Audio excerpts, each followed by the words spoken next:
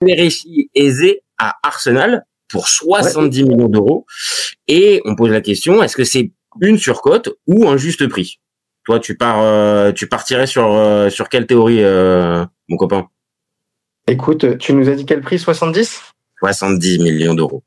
Parce que à vérifier, mais je crois qu'il y a eu une sorte de combat entre Arsenal et Tottenham. Il y avait Tottenham qui a mis 70, et pour arracher le morceau à la fin, il y a Arsenal, je crois, qui a surenchéri un peu sur un 75, 70. Moi, je vois ce que tu veux dire. Moi, j'ai fait ça super logiquement. J'ai pris le montant sur Transfermarkt qui était mis à 70 millions.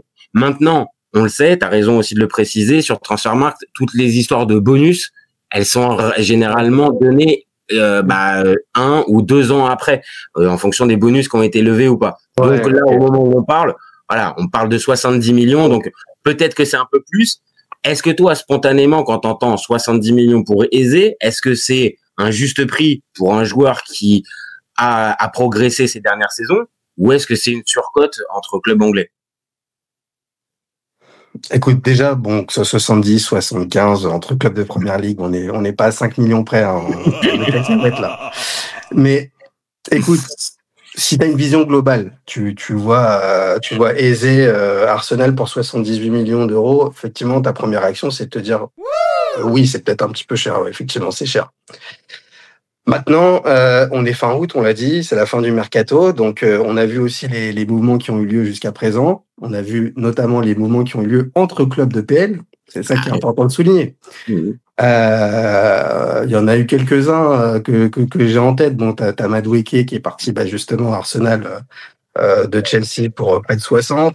T'as un Elanga qui est parti à Newcastle de Nottingham Forest, pareil, c'est plus de 60. T'as un Mohamed Kudus qui va à Tottenham pour 64.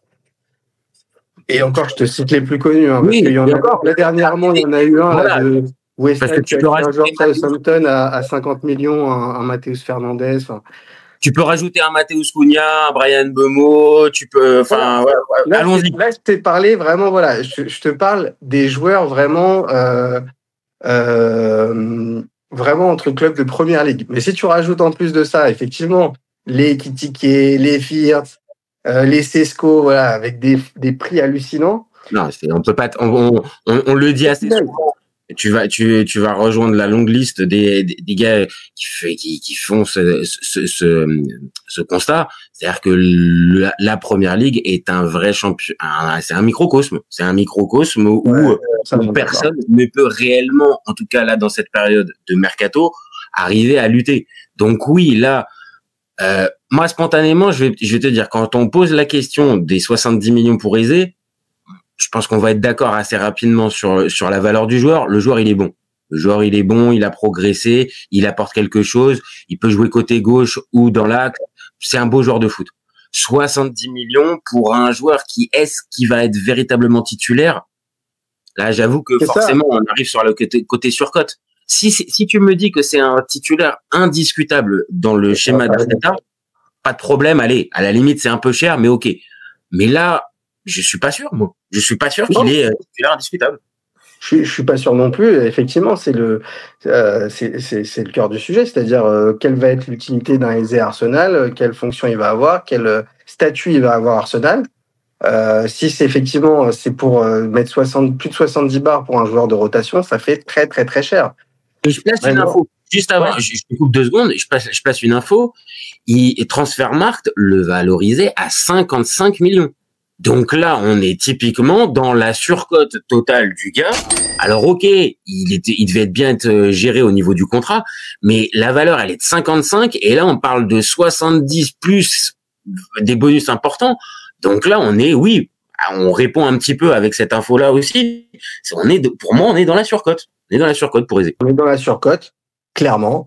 Maintenant, si je rejoins ce que tu disais, dans le microcosme Première Ligue, quand tu fais la présentation du joueur et tu te dis international anglais, qui est plutôt à son âge prime, parce qu'il a 27 ans, pas trop jeune, pas trop vieux, transfert entre clubs anglais, aujourd'hui, finalement, c'est quelque part logique. Et puis, on peut le déplorer. Hein. On peut dire que malheureusement, c'est logique qu'aujourd'hui, il coûte ce prix-là.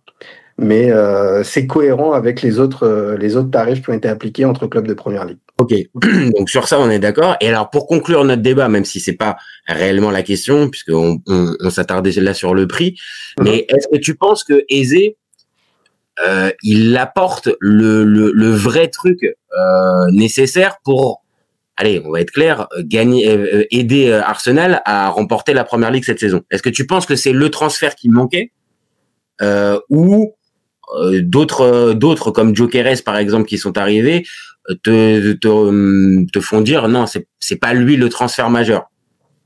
Non, pour moi le transfert majeur ça reste Gyökeres par rapport à ce qu'il a démontré jusqu'à présent et il est vraiment attendu du côté des Emirates.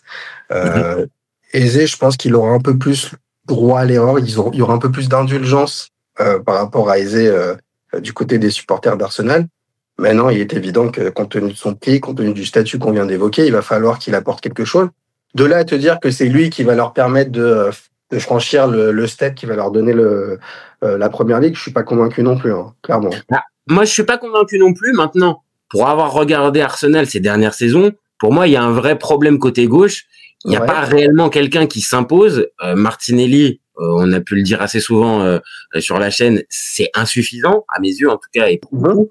Et peut-être que même si c'est pas un pur ailier gauche, mais c'est un gars quand même qui peut jouer à ce poste-là. Peut-être que c'est le gars qui te manque avec un Odegaard et avec un Saka et un Gyökeres devant.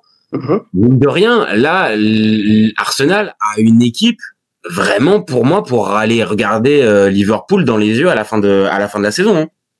Ouais, clairement. Il faut voir ce que ça donne. Est-ce que la mayonnaise prend? Est-ce que vraiment Arteta compte vraiment le positionner sur ce côté gauche?